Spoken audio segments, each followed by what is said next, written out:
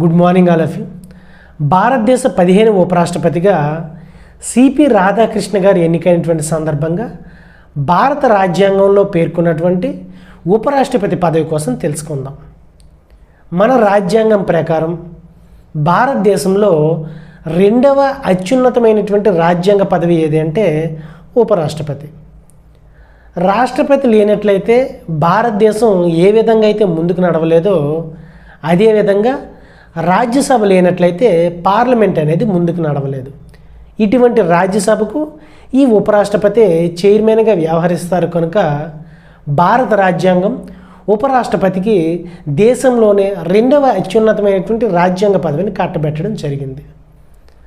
అసలు భారత రాజ్యాంగంలో 5వ భాగంలో 63 నుంచి 71 వరకు ఉన్నటువంటి 9 ఆర్టికల్స్ కూడా భారత ఉపరాష్ట్రపతి కోసం తెలియచేస్తాయి. ఈ భారతదేశ ఉపరాష్ట్రపతి పదవి అనేది అమెరికాలో ఉన్నటువంటి ఉపాధ్యక్ష పదవితో పోలి ఉంటుంది. మరియు ఈ ఉపరాష్ట్రపతి పదవిని మనం అమెరికా రాజ్యాంగం నుండి తీసుకోవడం జరిగింది. అయితే అసలు ఈ భారతదేశానికి ఒక ఉపరాష్ట్రపతి ఉండాలి అని చెప్పి రాజ్యాంగ పరిషత్తులో ప్రస్తావించిన మొట్టమొదటి వ్యక్తి ఎవరంటే హెచ్వి కామత్. అయితే మనం ముందుగా చెప్పుకున్నట్లుగా భారత ఉపరాష్ట్రపతి కోసం 63 నుంచి 71 వరకు ఉన్నటువంటి ఆర్టికల్స్ తెలియజేస్తాయని చెప్పుకున్నాం. ఇందులో ఆర్టికల్ 63 అనేది భారతదేశానికి ఒక ఉపరాష్ట్రపతి ఉంటాడని తెలియజేస్తుంది. అదేవిధంగా ఆర్టికల్ 64 అనేది ఈ ఉపరాష్ట్రపతి రాజ్యసభకు ఎక్స్ అఫీషియో చైర్మన్గా విధులు నిర్వర్తిస్తారు. ఇక ఆర్టికల్ 65 ప్రకారం ఉపరాష్ట్రపతి రాష్ట్రపతిగా బాధ్యతలు చేపట్టడం. అది ఎప్పుడు జరుగుతుందంటే ఆర్టికల్ 65 క్లాజ్ 1 ప్రకారం రాష్ట్రపతి మరణించిన లేదా రాజీనామా చేసిన లేదా తొలగించినటువంటి సందర్భంలో ఉపరాష్ట్రపతి రాష్ట్రపతిగా బాధ్యతలు చేపట్టడం జరుగుతుంది. ఇక ఆర్టికల్ 65 క్లాజ్ 2 ప్రకారం రాష్ట్రపతి అనారోగ్య కారణం వల్ల కానీ లేదా విదేశాలకు వెళ్ళడం వల్ల కానీ లేదా తన యొక్క వ్యక్తిగత చర్యల కారణంగా రాష్ట్రపతి విధులకు హాజరు కాలేనటువంటి సందర్భంలో రాష్ట్రపతి యొక్క విధులు నిర్వర్తించడం జరుగుతుంది. ఇక ఆర్టికల్ 65 క్లాజ్ 3 ప్రకారం ఉపరాష్ట్రపతి రాష్ట్రపతిగా వ్యవహరించినటువంటి సందర్భంలో రాష్ట్రపతి ఎటువంటి అధికారాలను హోదాలను సౌకర్యాలను జీతభత్యాలను పొందుతాడో అదే విధమైనటువంటి సౌకర్యాలను జీతభత్యాలను అధికారాలను ఉపరాష్ట్రపతి కూడా పొందడం జరుగుతుంది. ఇక ఆర్టికల్ 66 అనేది ఉపరాష్ట్రపతి ఎన్నికను తెలియజేస్తుంది. ఆర్టికల్ 66 క్లాజ్ 1 ప్రకారం ఉపరాష్ట్రపతిని పార్లమెంటు ఉభయ సభ సభ్యులు ఎన్నుకోవడం జరుగుతుంది. అంటే పార్లమెంటుకు ఎన్నికైన మరియు నామినేటెడ్ కాబడినటువంటి సభ్యులతో కూడినటువంటి ఒక ఎలక్టోరల్ కాలేజ్ అంటే ఎన్నికల గణం ఉంటుంది. ఈ ఎన్నికల గణం ఉపరాష్ట్రపతిని ఎన్నుకోవడం జరుగుతుంది. అయితే ఇక్కడ మనం 11వ రాజ్యాంగ సవరణ కోసం ప్రస్తావించవలసినటువంటి అవసరం ఉంది. 1961వ సంవత్సరం కంటే ముందుగా ఉపరాష్ట్రపతి ఎన్నికను పార్లమెంటు ఉభయ సభల సమావేశంలో మాత్రమే ఉపరాష్ట్రపతిని ఎన్నుకునేవారు. ఎప్పుడైతే 1961వ సంవత్సరంలో 11వ రాజ్యాంగ సవరణ తీసుకొచ్చారో అప్పటి నుంచి పార్లమెంటు ఉభయ సభలు విడివిడిగా ఉపరాష్ట్రపతిని ఎన్నుకోవడం జరుగుతుంది. ఇంకా 11వ రాజ్యాంగ సవరణ ఏం చెప్తుందంటే రాష్ట్రపతి ఉపరాష్ట్రపతి ఎన్నికల సమయంలో ఈ ఎలక్టోరల్ కాలేజీలో ఖాళీలు ఉన్నాయని చెప్పి ఎవరు కూడా న్యాయస్థానాన్ని ఆశ్రయించడానికి వీల్లేదు అనే విషయాన్ని కూడా ఈ 11వ రాజ్యాంగ సవరణ తెలియజేస్తుంది. ఇక ఆర్టికల్ 66 క్లాజ్ 2 ప్రకారం భారత ఉపరాష్ట్రపతిగా పోటీ చేసే అభ్యర్థి పార్లమెంట్లో కానీ రాష్ట్ర శాసనసభల్లో కానీ సభ్యత్వాన్ని కలిగి ఉండడానికి వీల్లేదు. ఒకవేళ సభ్యత్వాన్ని కలిగి ఉన్నట్లయితే ఈయన ఉపరాష్ట్రపతి పదవికి పోటీ చేసి గెలిచిన తర్వాత ఆ పార్లమెంట్ కానీ లేదా రాష్ట్ర శాసనసభ సభ్యత్వం కానీ రద్దు అయిపోవడం జరుగుతుంది. ఇక ఆర్టికల్ 66 క్లాజ్ 3 ప్రకారం ఉపరాష్ట్రపతి పదవికి ఉండవలసినటువంటి అర్హతలు ఏంటో చూద్దాం. భారత ఉపరాష్ట్రపతికి పోటీ చేసే అభ్యర్థి భారత పౌరుడై ఉండాలి, 35 సంవత్సరాలు నిండి ఉండాలి, రాజ్యసభకు ఎన్నిక కావడానికి కావాల్సినటువంటి అర్హతలు అనేవి ఉండాలి. ఇదే రాష్ట్రపతి విషయానికి వస్తే భారత పౌరుడై ఉండాలి, 35 సంవత్సరాలు నిండి ఉండాలి, లోక్సభకు ఎన్నిక కావడానికి కావాల్సినటువంటి అర్హతలు ఉండాలి. ఇక ఆర్టికల్ 66 క్లాజ్ 4 అనేది భారత ఉపరాష్ట్రపతి పదవికి పోటీ చేసే అభ్యర్థి కేంద్రంలో కానీ, రాష్ట్రంలో కానీ, లేదా స్థానిక సంస్థల్లో కానీ, లేదా ఏదైనా అథారిటీలో కానీ ఎటువంటి ఉద్యోగాన్ని చేయరాదు. ఒకవేళ ఉద్యోగాన్ని చేస్తూ ఉన్నట్లయితే దానికి రాజీనామా చేసి ఉపరాష్ట్రపతి పదవికి పోటీ చేయవలసినటువంటి అవసరం ఉంది.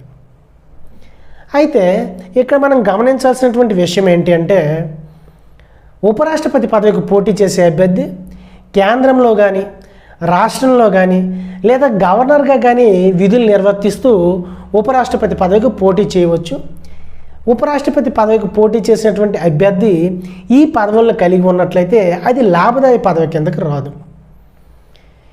ఇంకా ఉపరాష్ట్రపతి పదవికి ఉండవలసినటువంటి షరతులు ఏంటి అంటే, ఉపరాష్ట్రపతి పదవి యొక్క పోటీ చేసే అభ్యర్థి ఆయన యొక్క నామినేషన్ పత్రాన్ని ఈ ఎలక్టోరల్ కాలేజీలో ఉండేటటువంటి 20 మంది సభ్యులు దాన్ని ప్రతిపాదించాలి, మరో 20 మంది సభ్యులు దాన్ని బలపరచాలి.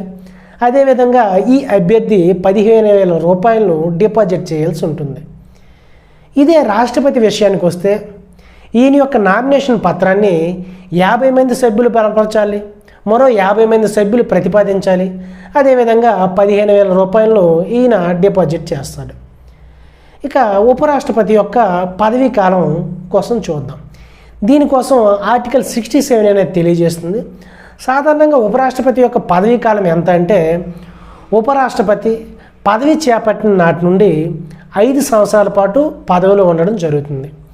అయితే ఆర్టికల్ 67 క్లాజ్ ఏ ప్రకారం ఉపరాష్ట్రపతి 5 సంవత్సరాలకి ముందుగా కూడా తన యొక్క రాజీనామా పత్రాన్ని రాష్ట్రపతికి సమర్పించి ఎప్పుడైనా సరే రాజీనామా చేయవచ్చు. రీసెంట్గా ఈ ఆర్టికల్ ప్రకారమే జగదీప్ ధన్ఖడ్ గారు తన యొక్క ఉపరాష్ట్రపతి పదవికి రాజీనామా చేయడం జరిగింది. ఇక ఆర్టికల్ 67 క్లాజ్ బి అనేది ఉపరాష్ట్రపతి తొలగింపుకు సంబంధించి తెలియజేస్తుంది. అయితే భారత రాజ్యాంగంలో ఉపరాష్ట్రపతి తొలగింపుకు సంబంధించి ఎటువంటి కారణాలను కూడా పేర్కొనలేదు.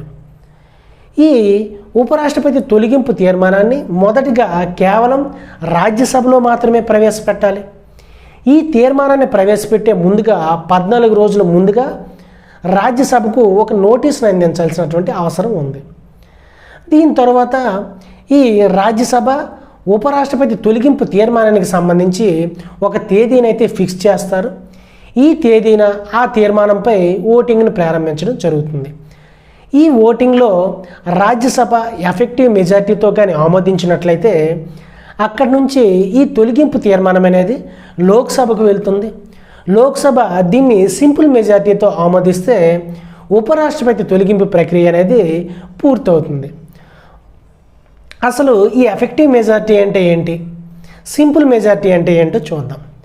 ఎఫెక్టివ్ మెజార్టీ అంటే ఒక సభ యొక్క ఫుల్ స్ట్రెంగ్త్, అంటే ఆ సభలో ఉన్నటువంటి మొత్తం స్ట్రెంగ్త్ ఎంతైతే ఉందో దానిలో ఉన్నటువంటి ఖాళీలను మినహాయించి మిగతా స్ట్రెంగ్త్లో మెజార్టీనే ఎఫెక్టివ్ మెజార్టీ అంటారు.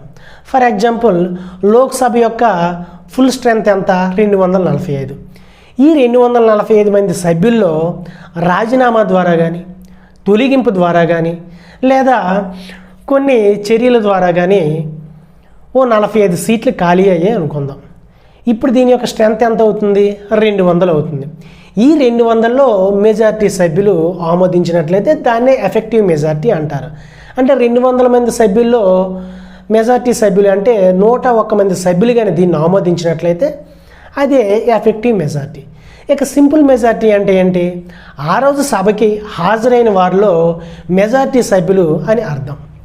అయితే ఈ తొలగింపు ప్రక్రియ అనేది ఏ విధంగా ఉంటుందో ఒకసారి చూద్దాం. మొదటగా రాజ్యసభలో మాత్రమే ఈ తొలగింపు తీర్మానాన్ని ప్రవేశపెట్టాలని చెప్పుకున్నాం. ఈ విధంగా తొలగింపు తీర్మానాన్ని ప్రవేశపెట్టే ముందుగా 14 రోజుల ముందుగా నోటీసును అయితే ఇవ్వాల్సి ఉంటుంది. ఈ తొలగింపు తీర్మానం రాజ్యసభలో ఉండేటప్పుడు ఉపరాష్ట్రపతి తన యొక్క వివరణలు అందించుకునే అవకాశాన్ని కూడా కల్పించాల్సిన అవసరం ఉంది. ఎప్పుడైతే రాజ్యసభ ఈ తీర్మానాన్ని ఆమోదించిందో అక్కడి నుంచి ఆ తీర్మానం అనేది లోక్సభకు వెళ్తుంది. లోక్సభ ఆ తీర్మానాన్ని ఎంత కాలంలో ఆమోదించాలి అనేటటువంటి ఎటువంటి రూల్ కూడా లేదన్నమాట. అంటే లోక్సభ తన దగ్గరికి వచ్చినటువంటి తీర్మానాన్ని ఎంతకాలమైనా తన వద్ద ఉంచుకునే అవకాశం లోక్సభకు కల్పించడం జరిగింది. ఈ లోక్సభ తీర్మానం ఆమోదించేంత వరకు, అంటే సింపుల్ మెజారిటీతో ఆమోదించేంత వరకు ఈ ఉపరాష్ట్రపతి తన యొక్క పదవి బాధ్యతలను చేపట్టవచ్చు. ఇంకా చెప్పాలి అంటే ఈ తొలగింపు తీర్మానం అనేది రాజ్యసభలో కాకుండా, అంటే రాజ్యసభ నుంచి లోక్సభకు వెళ్ళి లోక్సభలో ఈ తీర్మానం కోసం చర్చ జరుగుతున్నప్పుడు కూడా ఉపరాష్ట్రపతి రాజ్యసభకు అధ్యక్షుడిగా కూడా ఉండవచ్చు. ఇది ఆర్టికల్ 67 క్లాజ్ బి కోసం తెలియజేస్తుంది. ఇక ఆర్టికల్ 67 క్లాజ్ సి ప్రకారం ఉపరాష్ట్రపతి యొక్క పదవీ కాలం ముగిసినప్పటికీ కూడా నూతన ఉపరాష్ట్రపతి ఎన్నికయ్యేంత వరకు ఈయన పదవిలో ఉంటారు. ఆర్టికల్ 68 ప్రకారం నూతన ఉపరాష్ట్రపతి ఎన్నిక కోసం తెలియజేస్తుంది. ఆర్టికల్ 68 క్లాజ్ 1 అనేది ప్రస్తుత ఉపరాష్ట్రపతి యొక్క పదవీ కాలం ముగియక ముందే నూతన ఉపరాష్ట్రపతి ఎన్నిక జరపాలని ఆర్టికల్ 68 క్లాజ్ 1 తెలియజేస్తుంది. ఆర్టికల్ 68 క్లాజ్ 2 అనేది ప్రస్తుతం ఉన్నటువంటి ఉపరాష్ట్రపతి మరణించిన లేదా రాజీనామా చేసిన లేదా తొలగించినటువంటి సందర్భంలో ఖాళీ అయినటువంటి ఉపరాష్ట్రపతి పదవిని సాధ్యమైనంత త్వరగా దాన్ని భర్తీ చేయాల్సి ఉంటుందని ఆర్టికల్ 68 క్లాజ్ 2 తెలియజేస్తుంది.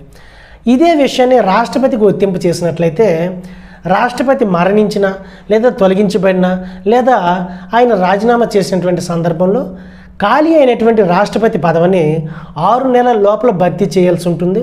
అదే ఉపరాష్ట్రపతి పదవిని అయితే సాధ్యమైనంత త్వరగా భర్తీ చేయాల్సి ఉంటుంది. ఆర్టికల్ 69 అనేది ఉపరాష్ట్రపతి యొక్క ప్రమాణ స్వీకారాన్ని తెలియజేస్తుంది. ఉపరాష్ట్రపతిని రాష్ట్రపతి ప్రమాణ స్వీకారం చేయిస్తారు. ఇక ఆర్టికల్ 70 అనేది కొన్ని ప్రత్యేక సందర్భాల్లో రాష్ట్రపతి యొక్క అధికార విధులకు సంబంధించి శాసనాలు చేసేటటువంటి అధికారాన్ని పార్లమెంట్ కలిగి ఉంటుందని తెలియజేస్తుంది.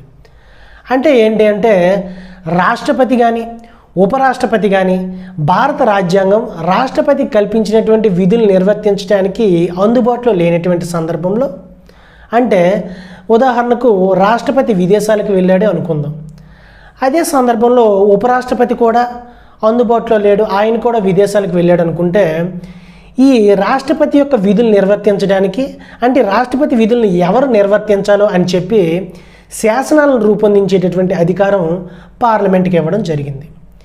ఇక ఆర్టికల్ 71 అనేది రాష్ట్రపతి మరియు ఉపరాష్ట్రపతి ఎన్నికలకు సంబంధించి వివాదాల పరిష్కారం కోసం తెలియజేస్తుంది. ఆర్టికల్ 71 క్లాజ్ 1 ప్రకారం రాష్ట్రపతి ఉపరాష్ట్రపతి ఎన్నికలకు సంబంధించి వివాదాలను పరిష్కరించే అధికారం కేవలం సుప్రీంకోర్టుకే ఉంటుంది. ఆర్టికల్ 71 క్లాజ్ 2 ప్రకారం ఒకవేళ రాష్ట్రపతి ఉపరాష్ట్రపతి ఎన్నిక చెల్లదని సుప్రీంకోర్టు వెల్లడించినప్పుడు అంతవరకు, అంటే ఈ తీర్పును వెల్లడించేంత ముందు వరకు కూడా రాష్ట్రపతి ఉపరాష్ట్రపతి ఎటువంటి చర్యలు తన యొక్క అధికార విధుల్లో భాగంగా ఎటువంటి చర్యలు అయితే తీసుకున్నారో అవి చెల్లుబాటు కాకుండా పోవు, అంటే అవి చెల్లుబాటు అవుతాయని అర్థం. ఇక ఆర్టికల్ 71 క్లాజ్ 3 ప్రకారం ఉపరాష్ట్రపతి రాష్ట్రపతి ఎన్నికలకు సంబంధించి పార్లమెంట్ శాసనాలు చేసే అధికారాన్ని కలిగి ఉంటుంది. అంటే ఏంటి అంటే రాష్ట్రపతి ఉపరాష్ట్రపతి ఎన్నికలకు సంబంధించి ఏ విధంగా ఓట్లు వేయాలి, ఎవరు అర్హులు, ఈ ఎన్నికలకు సంబంధించి వివాదాలను పరిష్కారం అనేది భారత రాజ్యాంగంలో ఎటువంటి రాసి కూడా మనకు లేదన్నమాట. దీనికి సంబంధించి పార్లమెంటే కొన్ని చట్టాలు చేయడం జరిగింది. ఉదాహరణకు రాష్ట్రపతి ఉపరాష్ట్రపతి ఎన్నికల చట్టం 1952 ప్రకారం రాష్ట్రపతి ఉపరాష్ట్రపతి ఎన్నికలకు సంబంధించి ఎన్నికల ప్రక్రియ, ఎన్నికల నిర్వహణ మరియు ఈ యొక్క నామినేషన్లకు సంబంధించి కొన్ని అంశాలను రూపొందించడం జరిగింది. ఇక రాష్ట్రపతి ఉపరాష్ట్రపతి ఎన్నికల నియమాలు అని చెప్పి 1972లో ఒక చట్టం తీసుకొచ్చారు. దీని ప్రకారం ఈ రిటర్నింగ్ ఆఫీసర్ను ఎవరు నియమించాలి, బ్యాలెట్ పేపర్లు అనేవి ఏ విధంగా ఉండాలి, ఎస్టీవీ సింగిల్ ట్రాన్స్ఫరబుల్ ఓట్ అనేవి ఏ విధంగా ఓట్లను ఈ విధంగా ట్రాన్స్ఫర్ చేయాలి, మరియు నామినేషన్ పత్రాలను ఏ విధంగా పరిశీలించాలి అనే అంశాలను ఈ 1974 యాక్ట్లో తీసుకురావడం జరిగింది. ఆర్టికల్ 71 క్లాజ్ 4 ప్రకారం రాష్ట్రపతి ఉపరాష్ట్రపతి ఎన్నుకునే ఎన్నికల గణంలో ఖాళీలు ఉన్నాయని చెప్పి ఎవరు కూడా న్యాయస్థానాలని ఆశ్రయించడానికి వీల్లేదు. ఇవి భారత ఉపరాష్ట్రపతి కోసం రాజ్యాంగం పేర్కొన్నటువంటి 63 నుంచి 71 వరకు ఉన్నటువంటి ఆర్టికల్స్. ఇప్పుడు ఉపరాష్ట్రపతికి సంబంధించినటువంటి అధికార విధులు ఏంటో చూద్దాం. ఉపరాష్ట్రపతి ప్రధానంగా 2 రకాలైనటువంటి విధులు నిర్వర్తిస్తారు.